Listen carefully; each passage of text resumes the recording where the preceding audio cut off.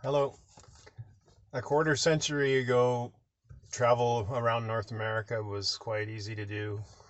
You could bring all kinds of things on your carry-on luggage, including shampoo and hairspray and all that kind of stuff. And 24 years ago, my first wife and I we had been on a live studio audience of a talk show in Vancouver called the Vicky Gabbro Show, and I turned on the TV 24 years ago today to watch ourselves in the audience and watch the show on TV. And the station that was supposed to be scheduled to be on, I was tuned in properly. I'm like, well, why is this movie on where there's a plane crashing into this building? And um, so, and I soon realized it wasn't a movie, it was the news, and it was real life, actually live, something happening right. And I was like, whoa. And 2,977 people lost their life that day. And it came out later that the hijackers were from the following countries: 15 from Saudi Arabia, 2 from the United Arab Emirates, and 1 from Egypt, and 1 from Lebanon.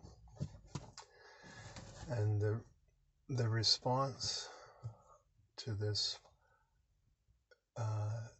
George Bush's administration invaded Afghanistan, and for the next 20 years, from 2001 to 2021, there was a war in Afghanistan whereby direct deaths were 46,319, and indirectly millions lost their lives.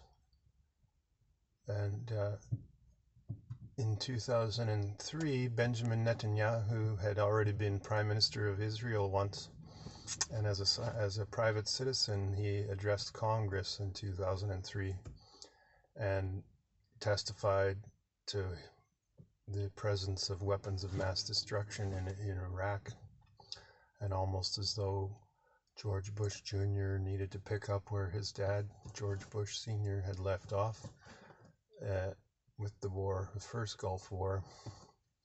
They invaded Iraq in 2003 until 2011, and there were more casualties and more innocent lives lost. And prior to 9/11, you were not really likely to be surveilled by your own country domestically. And since then, and the Edward Snowden revelations about the Patriot Act and the PRISM program, it revealed how heavily surveilled Americans and Canadians, because they pretty much duplicated all internet traffic and read the duplicate. And Canadian internet traffic largely goes through the U.S.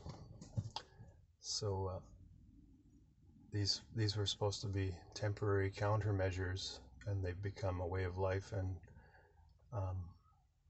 people just accept as the cost of anti-terror and security, when perhaps we should look into these more seriously. The black boxes, the flight recorders of those planes were never recovered, and they're indestructible. They're built to be indestructible and survive fire and explosions and all that. And there's families, 9/11 victims, that want the truth, and I don't blame them. And they've been pressuring to look into Saudi Arabia and what the connection is. And with these, there's security failings, and there is a lack of evidence, and not following through. It's a murder investigation, and every box needs to be ticked, every stone unturned, and that wasn't the case. And so I've tried to keep this as factual as possible, and the facts speak for themselves, really. I mean,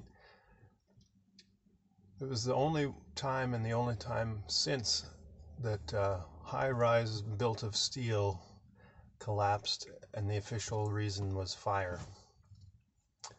Building 7 of the Trade Center collapsed at free fall speed, and a plane didn't even hit it.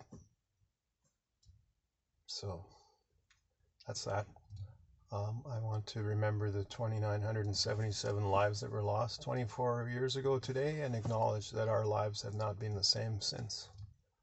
And if we're going to go to war and have lives lost, just as today, all these conflicts going on, they need to be for the right reasons, and not because someone wants a social license to commit atrocities and kill in the name of us.